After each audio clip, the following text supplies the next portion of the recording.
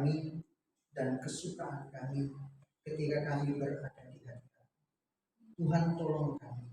Saatnya kami akan duduk di sekitar kebenaran firman Tuhan.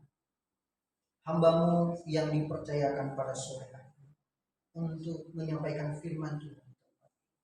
Kiranya Tuhan Engkau berbicara bagi masing-masing kami melalui kebenaran firman Tuhan, dan oleh kuasa Roh Kudus kami diberikan pengertian dan hikmat oleh Tuhan, sehingga kami semua mengerti dan memahami maksud dan kehendak Tuhan dalam hidup.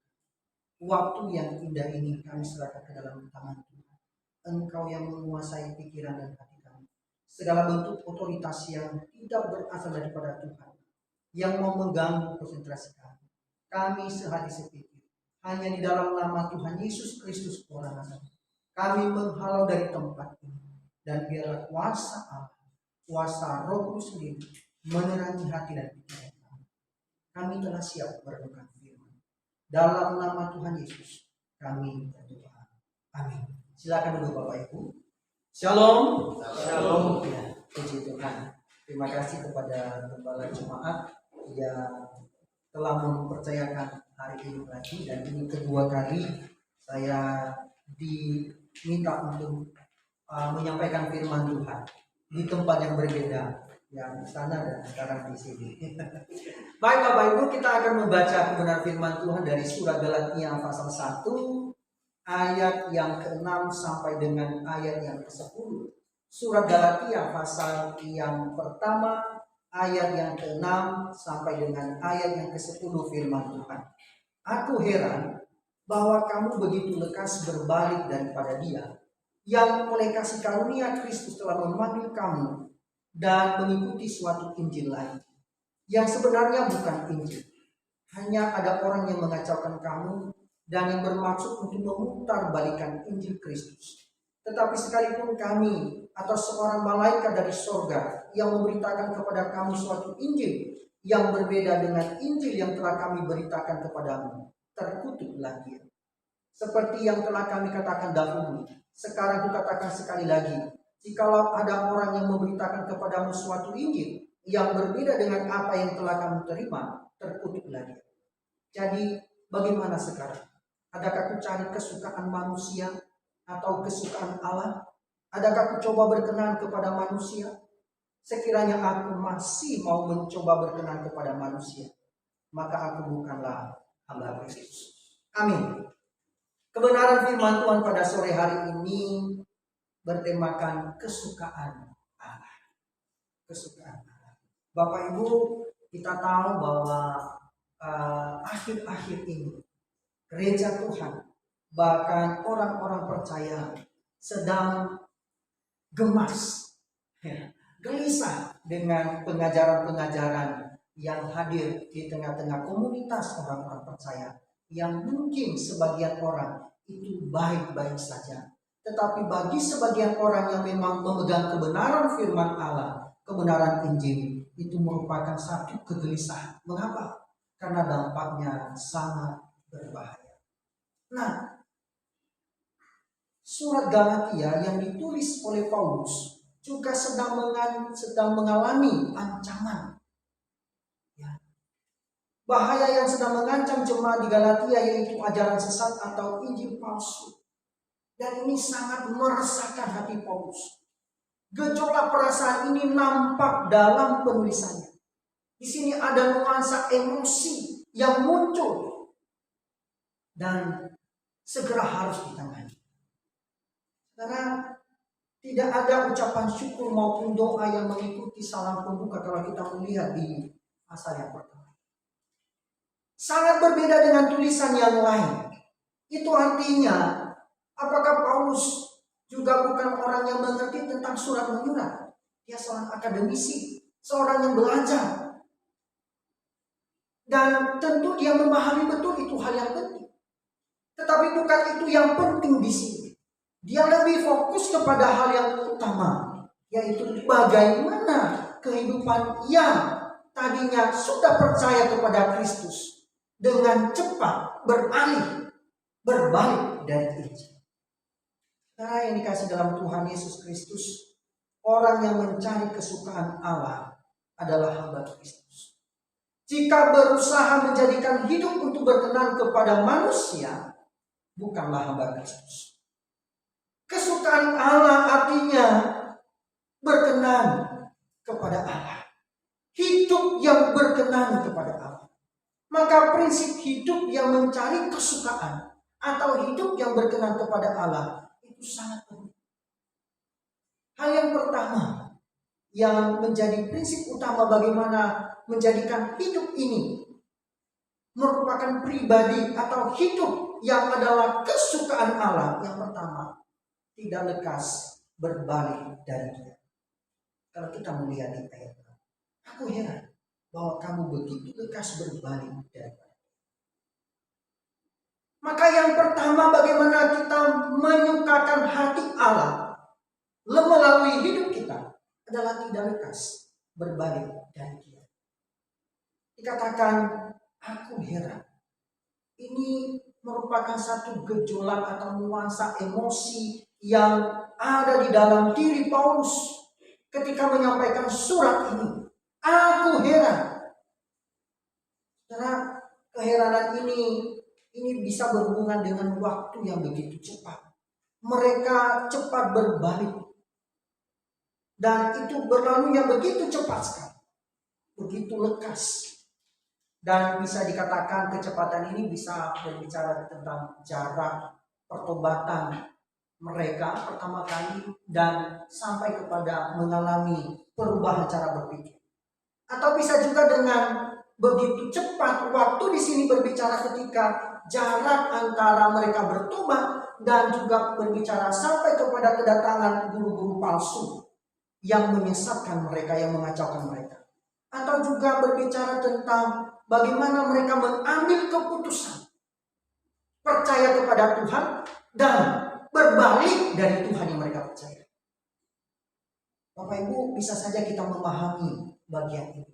Tetapi bagian yang pertama adalah berbicara bagaimana mereka sudah hidup di dalam Kristus. Sudah mengalami hidup di dalam Kristus. Dan mereka cepat sekali berbalik. Mereka meninggalkan iman percaya mereka. Mereka tertarik dengan hal-hal yang menyenangkan. Mungkin sebagian orang itu adalah menyenangkan telinga dan menyukakan perasaan. Tetapi pemberitaan Injil yang dimaksud itu bisa melukai. Mengapa? Karena firman Allah itu tajam.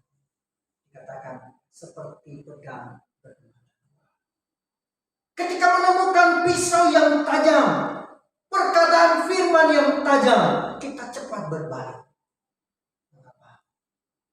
Karena menyinggung perasaan, membuat hati kita tidak enak. Bapak Ibu, saudara kasih dalam Tuhan Yesus. Tapi tidak demikian dengan cepatnya. Mereka cepat meninggalkan iman percaya mereka dari percaya kepada Tuhan kepada ajaran-ajaran yang diajarkan oleh orang-orang yang memang tidak percaya kepada Tuhan. Bisa jadi salah satu ajarannya bahwa Yesus Kristus itu bukanlah juru selamat. Yesus Kristus itu bukanlah Tuhan. Bisa jadi. Mengapa? Karena inti pemberitaan Injil menyatakan bahwa Yesus Kristus adalah Tuhan. Bapak Ibu, saudara yang dikasih dalam Tuhan Yesus Kristus. Apa yang terjadi di dalam jemaat Galatia? Sama seperti bangsa Israel. Mereka juga sangat mudah berbalik. Dan ketika orang-orang Israel meninggalkan Tuhan, tidak percaya kepada Tuhan, Tuhan menegur mereka. Mereka diproses. Ketika mereka menyimpang dari jalan Tuhan, mereka mulai ditegur oleh Tuhan. Kalau kita melihat bagian ini, maka firman Tuhan ini berbicara mengingatkan kita bahwa dengan mempercayai Injil yang lain, mereka bukan hanya meninggalkan sebuah ajaran, tetapi mereka meninggalkan Allah sendiri. Ketika mereka berbalik dari ajaran Injil yang benar, maka sebenarnya bukan hanya ajarannya yang mereka tinggalkan, tetapi mereka juga meninggalkan Allah mereka sendiri yang mereka percayai. Kamu begitu lekas berbalik dari. Dari sini terlihat bahwa antara ajaran yang benar dan Allah yang benar memang tidak terpisahkan. Meninggalkan satu berarti meninggalkan yang lain. Bapak Ibu, saudara yang kasih dalam Tuhan Yesus Kristus. Dan ini merupakan satu kebodohan secara rohani yang dialami oleh jemaat Galatia. Mengapa? Mereka meninggalkan Injil dan memilih Injil yang memang bukanlah Injil. Mereka meninggalkan anugerah dari Tuhan Yesus Kristus. Mereka meniadakan bagaimana anugerah Tuhan itu menyelamatkan mereka dari keterikatan di bawah hukum. Karena ada dua bagian dalam surat Galatia lebih menegaskan bagaimana seseorang hidup taat kepada Tuhan. Hidup taat kepada Tuhan dalam perjanjian lama, yaitu mengikuti hukum Taurat. Tetapi dalam perjanjian baru, seluruh tuntutan hukum Taurat sudah digenapi di dalam Kristus. Maka kalau kita masih terikat lagi dengan menaati dengan perbuatan kita, mau diselamatkan melalui perbuatan, itu salah. Kita tidak bisa memenuhi semua tuntutan hukum Taurat. Tetapi oleh karena anugerah daripada Kristus, itulah yang memampukan kita melihat satu-satunya jalan keselamatan, yaitu hanya di dalam dan melalui Yesus Kristus. Bapak Ibu, kadang-kala kita mungkin sering abai dalam hati. Kita merasa bahwa dengan melakukan seluruhnya kegiatan dengan baik, dengan sempurna, itu sudah sempurna. Sudah layak di hadapan Tuhan. Tidak, kita masih belum sempurna. Kita disempurnakan oleh Kristus. Bapak Ibu yang dikasih dalam Tuhan Yesus Kristus, bagaimana kita bisa hidup sesuai dengan perkenanan Tuhan? Kesukaan Allah yang kedua dalam hidup kita adalah tidak memutarbalikkan Injil. Tidak memutarbalikkan Injil. Kalau kita melihat di ayat itu, karena kalau kita melihat di ayat itu dikatakan yang sebenarnya bukan Injil, hanya ada orang yang mengacaukan kamu dan yang bermaksud untuk memutarbalikkan Injil Kristus. Maka kesukaan Allah adalah tidak hidup memutarbalikkan Injil. Tentu kita bisa menemukan di sini paling tidak ada 3 cara kita membedakan ajaran mana yang benar dari yang sesat. Yang pertama, kalau kita melihat bahwa ajaran yang sesat itu menimbulkan kekacauan. Dikatakan di ayat ke-7, hanya ada orang yang mengacaukan. Ini yang pertama. Artinya,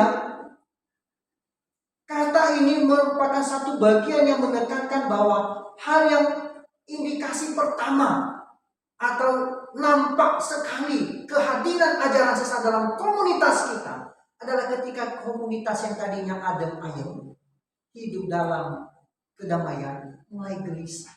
Mengapa? Karena kehadiran para pengacau. Yang tadinya baik, hidup sesuai dengan kebenaran firman Tuhan, dengan kedatangan ajaran yang baru, kita mulai dikacaukan. Pikiran kita dipermainkan. Pemahaman kita diputar balik. Sehingga gelisah. Dan itulah yang dialami oleh anak-anak Tuhan saat ini. Gereja-gereja Tuhan sedang gelisah. Kenapa?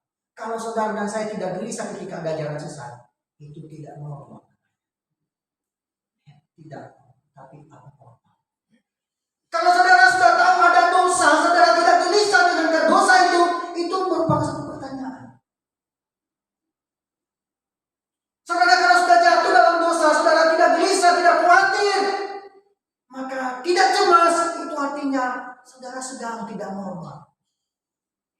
Merasa itu hidup nyaman karena kenikmatan dosa. Sebenarnya ujungnya adalah maut. Saudara, ajaran yang benar menghasilkan gaya hidup yang benar. Jadi dikatakan pemahaman iman kita, pendidikan kita, itu akan mengarahkan kita kepada cara kita bertindak. Iman kita kepada Kristus akan mewujud nyatakan dalam tindakan kita sebagai murid Kristus yang kita percayai, dan teladan Kristus itulah yang menjadi hidup kita. Tapi sangat mengherankan ketika kita sudah percaya kepada Kristus, tapi cara hidup kita tidak berubah. Mengapa? Karena hanya mulut kita yang mengatakan percaya, tapi perilaku kita tidak diikuti oleh mulut kita yang mengaku percaya kepada Tuhan. Pikiran kita, pengetahuan kita mengatakan percaya kepada Tuhan, memahami bagaimana ajaran benar. Tapi cara kita bertindak sangat bertentangan dengan apa yang kita pahami, apa yang kita ketahui. Itu menjadi pertanyaan. Dan itu tidak. Bagi Paulus, ketika kita percaya kepada Kristus, maka cara hidup dan teladan Kristus itu menjadi teladan kita untuk hidup dalam kehidupan kita sehari-hari. Tidak alergi dengan orang. Yesus dalam hidupnya, dia masuk ke dalam semua lini. Semua komunitas dia masuk. Mau di gereja, orang kaya, orang miskin, di jalanan, di mana. Hidup berdampingan dengan masyarakat. Tapi kalau Bapak Ibu hidupnya sangat eksklusif, tertutup, merasa sudah paling benar, itu juga menjadi pertanyaan. Jangan-jangan kita alergi dengan orang. Mari kita koreksi. Injil yang mendamaikan kita dengan Allah itu juga seyogianya mendamaikan kita dengan sesama. Injil yang sudah mendamaikan hubungan kita dengan Allah itu juga Injil yang akan mendamaikan kita dengan sesama, memampukan kita hidup dengan sesama. Apa yang dihasilkan oleh para pengajar sesat? Hanyalah kekacauan, hanyalah kecemasan, kekhawatiran, ketakutan. Pertikaian dalam jemaat itu menjadi tidak terelakkan. Makanya Paulus dalam Galatia pasal 5 ayat 15 sangat jelas dia berbicara dengan nasihat. Tetapi jikalau kamu saling menggigit dan saling menelan, awaslah supaya kamu jangan sampai kamu saling membinasakan. Kalau sudah timbul kekacauan, dikatakan gambar oleh Paulus, kalau kamu saling menggigit, ya, kalau kamu saling menelan, waspada. Mengapa? Karena kamu akan saling membinasakan. Bukan membawa kepada Kristus, tapi justru orang-orang akan meninggalkan Kristus. Bapak Ibu Saudara yang Kristus. Bagaimana kita bisa membedakan yang kedua, ajaran yang sesat? Yaitu ketika memutarbalikkan Injil Yesus Kristus. Dalam ayat yang ke-7b dikatakan, mengajarkan kamu dan yang bermaksud untuk memutarbalikkan Injil Kristus. Artinya membelokkan, menyeleweng. Artinya kalau ajarannya sudah tidak lagi bersesuaian dengan firman Allah, maka itu sudah menjadi tanda-tanda bahwa ini ajarannya tidak. Maka bagaimana kita mendeteksi? Caranya adalah saudara dan saya, Bapak Ibu, harus hidup sesuai dengan firman. Bagaimana saudara bisa mendeteksi ada bahaya yang sedang mengancam, yang ingin menggerogoti, yang ingin melemahkan iman kita, kalau kita tidak didasari dengan firman? Apakah saudara sudah sarapan tadi pagi? Apakah sudah sarapan firman Tuhan? Kira-kira apa pesan firman Tuhan tadi? Masih ingatkah saudara ini? Jangan-jangan punya prinsip hidup sesuai dengan firman Tuhan. Yang lama sudah berlalu, yang baru sudah datang. Apa yang direnungkan tadi pagi dilupakan. Nanti sore ada firman Tuhan jam 4 sore. Jangan seperti ini. Kita bisa makan 3 kali sehari. Firman Tuhan hanya 1 kali. Mana yang lebih kenyang? Tubuh kita atau rohani kita? Bagaimana kita bisa mendeteksi bahwa ada bahaya sedang mengancam kehidupan kita, sedang menggerogoti jemaat kita? Bagaimana? Harus dengan firman. Yang ketiga, bagaimana kita mendeteksi orang-orang yang memutarbalikan, yaitu ketika menyandarkan pada otoritasnya, bukan hanya kepada Kristus. Kalau Bapak Ibu melihat di dalam ayat yang ke-8 sampai dengan ayat yang ke-9, itu sangat jelas. Paulus menyinggung tentang sumber otoritas ajaran, baik dari para rasul maupun malaikat. Siapapun yang memberitakan Injil yang lain, dia akan dikutuk oleh Allah. Coba ada kata-kata terkutuk di sini. Itu 2 kali. Itu artinya satu penekanan khusus. Maka jangan anggap remeh. Ini merupakan hal yang serius. Dalam hidup kita diingatkan bahwa kita harus awas dan waspada terhadap ajaran yang sesat ini. Seolah-olah datangnya dari Tuhan, datangnya dari surga dengan berkata, Tuhan bicara. Bapak-Ibu, kita harus waspada. Kenapa? Karena penyesatan itu bukan datangnya dari luar, tetapi datangnya dari dalam. Saya yang sehari-harinya berada di sekolah teologi yang menyampaikan pengajaran, itu tidak henti-hentinya mengingatkan bahwa penyesatan terbesar bukan dari luar, tapi dimulai dari tempat di mana hamba Tuhan itu disemai, dibentuk, dididik, yaitu di bangku-bangku teologi, pendidikan. Nah, kalau sudah mulai dari situ tersesat, apalagi pengajaran ketika masuk jemaat seperti ini, lebih berbahaya lagi.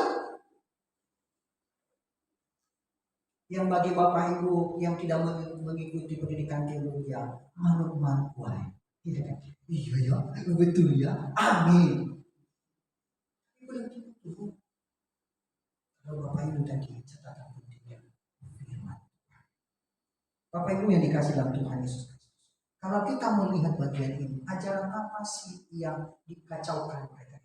Mereka sudah percaya kepada Kristus, tetapi bagian ini dikatakan tentang hukum Taurat. Bagaimana memperoleh keselamatan? Kalau berbicara tentang hukum Taurat atau hukum Musa, maka yang dituntut adalah perbuatan. Kesempurnaan dalam hidup bagaimana sesuai dengan Injil Kristus atau sesuai dengan hukum Taurat. Paulus adalah salah satu pribadi yang belajar tentang Taurat. Karena pemahamannya tentang Taurat sudah benar, maka ketika ajaran Kristus muncul, ketika Yesus datang dan murid-murid para rasul yang mengajar tentang Kristus, dia sendiri yang akan menangkap orang-orang percaya, disiksa. Itu tidak tinggal dia. Tuhan bertemu dengan Paulus dalam perjalanannya ke Damaskus. Dia langsung bertemu dengan yang dianiaya. Kita, siapa yang kamu aniaya itu? Ya kan? Mungkin kita bertanya, saya tidak menganiaya Tuhan, saya hanya menganiaya orang kecil saja. Itu juga menganiaya itu. Yang dianiaya Paulus adalah orang yang percaya kepada Tuhan dan katakan, engkau telah melakukannya untuk aku. Maka sekarang harus bertanya. Dan dikatakan Paulus, dalam melakukan hukum Taurat, kata Paulus, tidak bercacat. Berarti dia sempurna. Makanya ketika ada orang yang mengajarkan di luar hukum Taurat, ada ajaran yang lain, maka itu satu penyelewengan. Baginya itu satu penghinaan terhadap ajaran. Maka dia mengambil orang-orang percaya itu, yang percaya kepada Yesus. Mengapa? Karena orang percaya tidak nanti mengikuti hukum Taurat. Mereka mengikuti ajaran. Apa hukum Taurat tidak dilakukan? Bagaimana beribadah dilakukan? Tapi jangan tambahkan yang lain. Bukan lagi hukum Taurat yang menyelamatkan, bukan lagi perbuatan kita, tetapi anugerah dari Tuhan di dalam dan melalui Yesus Kristus. Bapak Ibu Saudara yang kasih dalam Tuhan Yesus Kristus. Hal yang ketiga, bagaimana kita mengalami atau hidup sesuai dengan kesukaan. Kesukaan Allah itu adalah memberitakan Injil. Kalau kita melihat di ayat 8 sampai 9, memberitakan Injil itu adalah sebagai tugas kita sebagai orang percaya. Setiap pribadi yang sudah diselamatkan oleh Yesus Kristus, maka memiliki tugas yang mutlak, yaitu memberitakan Injil. Baik secara pribadi, secara internal dalam gereja, dan dari luar, eksternal, keluar. Itu tugas kita adalah memberitakan. Rasul Paulus sebelum bertobat itu disebut Saulus. Tapi setelah pertobatannya, ketika dibutakan mata jasmaninya, namun sekarang hatinya dibuka oleh Tuhan.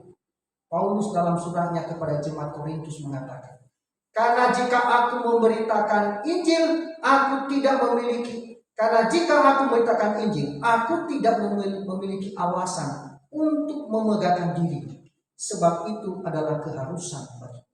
Ditambahkan dengan kalimat yang paling mengerikan. Celakalah aku jika aku tidak memberitakan Injil. Dalam 1 Korintus 9, itu artinya bahwa orang yang mau melakukan kesukaannya Allah dalam hidupnya harus memberitakan. Dikatakan oleh Paulus, celakalah. Artinya, terkutuklah aku kalau aku tidak memberitakan Injil. Demikian juga dengan saudara dan saya hari pada hari. Firman Tuhan ini sudah saudara dengar. Bahwa ketika saudara berhenti hanya untuk diri sendiri firman Tuhan itu, maka Injil itu hanya untuk diri sendiri, maka orang lain tidak menikmatinya. Itu dikatakan oleh Paulus, celaka, terkutuklah. Bapak Ibu saudara kasih Tuhan Yesus Kristus. Kalau kita melihat penekanan dari pernyataan Paulus, mengungkapkan bahwa memberitakan Injil adalah keharusan, atau dikatakan itu adalah kewajiban dan wajib hukumnya. Kita sudah menikmati kebaikan Tuhan, kita sudah menikmati lawatan Tuhan yang luar biasa. Jangan hanya berhenti untuk itu. Masih banyak saudara kita di luar sana. Nah, kita perlu berkhotbah seperti ini. Mungkin hanya menceritakan bagaimana proses menikmati perjumpaan pribadi dengan Tuhan. Itu akan membawa perubahan cara berpikir, menikmati. Terima kasih Tuhan Yesus Kristus. Kalau kita melihat dalam Matius pasal 28 ayat 19 sampai 20, paling tidak ada 3 hal dalam memberitakan Injil. Tugas kita sebagai orang percaya. Dikatakan di sini sebagai amanat dari Tuhan Yesus Kristus, yaitu memberitakan Injil, membaptis, dan mengajar. Maka kalau kita melihat struktur itu, maka poin yang paling pertama itu memberitakan Injil. Kalau sudah memberitakan Injil, maka Roh Kudus akan bekerja, dan orang yang menerima Injil akan percaya kepada Tuhan dan akan mengaku bahwa Yesus Kristus adalah Tuhan dan memberi diri untuk dibaptis. Sudah dibaptis, mereka akan bertumbuh bersama dengan dalam komunitas, mereka akan diajarkan seperti yang sudah diajarkan. Itulah tugas kita. Jadi jangan berhenti kepada penggembala, para majelis, tapi mari sebagai anggota jemaat aktif.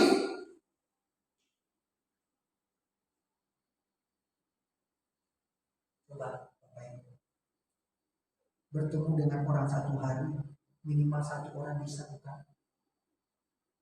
Berpapasan di angkutan. Kalau pesantren, pak supirnya kan pasti bertemu. Artinya kita bukanlah hidup sebagai seorang diri saja, tapi kita berhadapan dengan banyak orang. Itu artinya berhenti untuk memberitakan Injil, itu artinya sudah siap menerima konsekuensi. Ya, dikatakan terkutuklah, celakalah. Bapak Ibu saudara kasih Tuhan Yesus. Yang keempat, hidup kesukaan Allah itu tidak mencari kesukaan manusia, tapi dikatakan berusaha berkenan kepada Allah. Dikatakan di ayat yang ke-10 dikatakan, jadi bagaimana sekarang? Adakah aku cari kesukaan manusia atau kesukaan Allah? Adakah ku coba berkenan kepada manusia? Kesukaan Allah artinya tidak mencari kesukaan manusia atau tidak berusaha berkenan kepada manusia. Ini merupakan bagian upaya Paulus sebenarnya untuk membela dirinya bagi jemaat Korintus dan juga memberikan pertanggungjawaban kepada para pengajar-pengajar palsu. Bagaimana ajaran yang sedang ditegaskan oleh Paulus bahwa anugerah Allah itu jangan sampai disalah mengerti. Kadang-kadang kita salah mengerti tentang anugerah Allah. Mereka menganggap bahwa ajaran ini menawarkan kemudahan dan kenyamanan bagi manusia. Tidak perlu berbuat baik, hanya beriman saja, itu salah. Kita memang percaya kepada Tuhan, amin. Tapi wujud nyata iman itu adalah menunjukkan bahwa kita punya iman adalah berbuat baik. Bukan sebagai perbuatan baik supaya memperoleh keselamatan. Anugerah keselamatan sudah diberikan oleh Tuhan Yesus dalam hidup kita. Sudah dianugerahkan. Sekarang hidup yang sudah dianugerahkan itu dengan kasih itu kita terapkan kepada orang. Bahwa itulah bukti bahwa kita sudah diselamatkan. Bukan kita berbuat baik supaya kita diselamatkan, itu salah. Nah, ini yang salah mengerti dalam bagian ini. Membelokkan mereka. Oh, jangan hanya percaya kepada Tuhan, tapi juga harus melakukan perbuatan baik. Itu juga merupakan satu. Bapak Ibu, wujud nyata kita berbuat baik itu hasil dari iman yang dikerjakan oleh Tuhan dalam hidup saudara.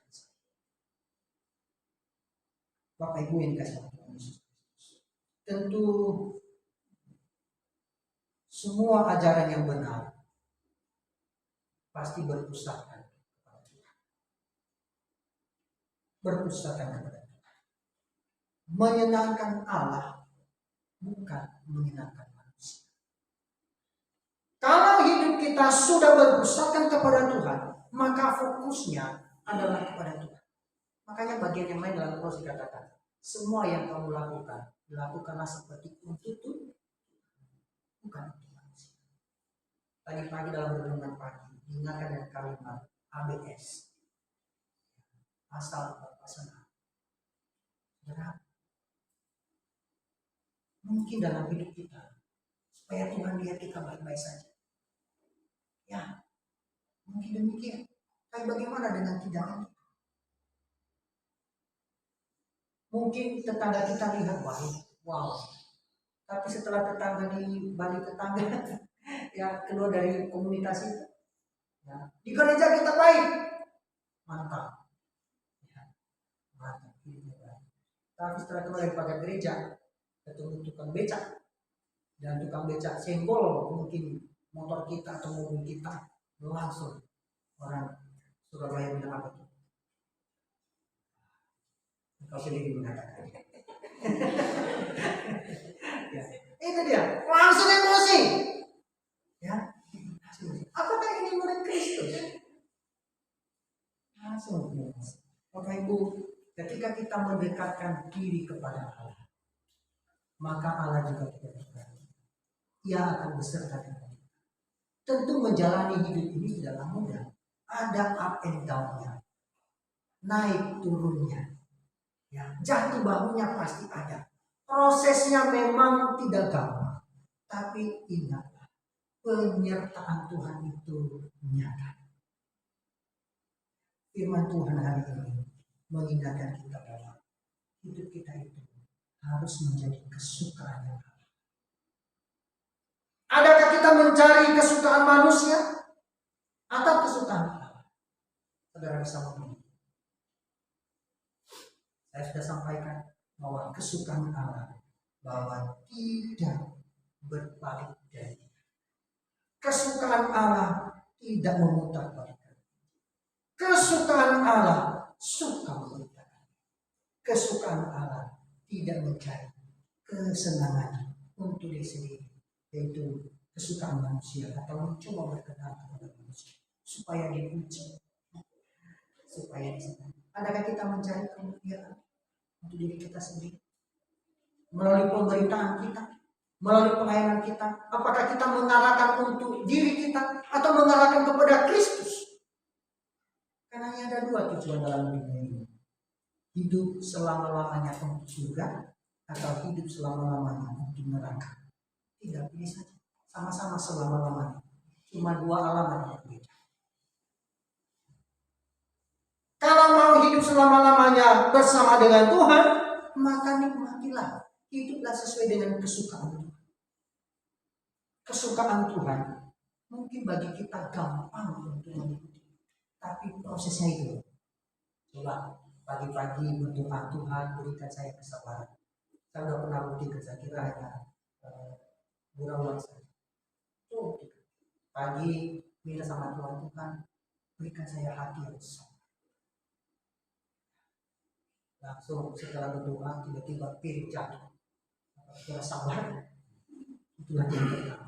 Artinya proses menjalani itu tidaklah mudah. Suka kita berbicara, enak untuk ngomong, tapi bagaimana melakukannya itu paling sangat sulit. Apakah Paulus juga sulit? Sulit. Melalui pemberitaan yang dia itu lakukan dalam pengajarannya, itu perjalanan penderitaan. Dikatakan tanda sampah, diderah, diusir, dipari batu, bahkan diberikan pukulan 40 kurang 1, 39 bulan sesuai dengan hukum. Ditolak, bahkan dimasukkan dalam penjara. Mengikut Tuhan itu bukan langsung menerima berkat, karena sebagian di luar sana mengajarkan mengikut Tuhan pasti berkat. Ya, tetapi jangan lupa ketika juga dalam penderitaan, jangan kira itu Tuhan membuat saya kecewa. Ya, mengapa? Karena di dalam berkat, dalam kelimpahan, dalam kesusahan, tetap Dia adalah Tuhan. Jangan karena kita diberkati baru Tuhan. Ketika kita masuk dalam penderitaan, Dia bukan Tuhan. Jangan cepat berbalik. Mari jadikan hidup kita menjadi orang yang suka memberitakan Injil dan menyukakan hati Tuhan. Apapun resiko, tentu tidaklah mudah, tapi mari berjalan bersama. Mari kita Allah Bapa di surga, terima kasih karena mengucap syukur. Hamba-Mu telah menyampaikan kebenaran. Ambillah itu berbicara untuk masing-masing. Adakah kami mencari kesukaan manusia atau kesukaan? Atau adakah kami mencoba untuk berkenan kepada manusia? Tuhan tolong kami supaya kami hanya menyenangkan dan memuliakan Tuhan. Kami tidak berdaya. Kami sedang ditawar oleh dunia ini. Supaya hidup kami menjadi tawar. Iman kami menjadi tawar. Dan tawaran dunia sangat menarik. Tuhan tolong kami supaya kami tetap hidup dan menjadi kesukaan. Terima kasih Tuhan, kami bersyukur dalam nama Tuhan Yesus. Kami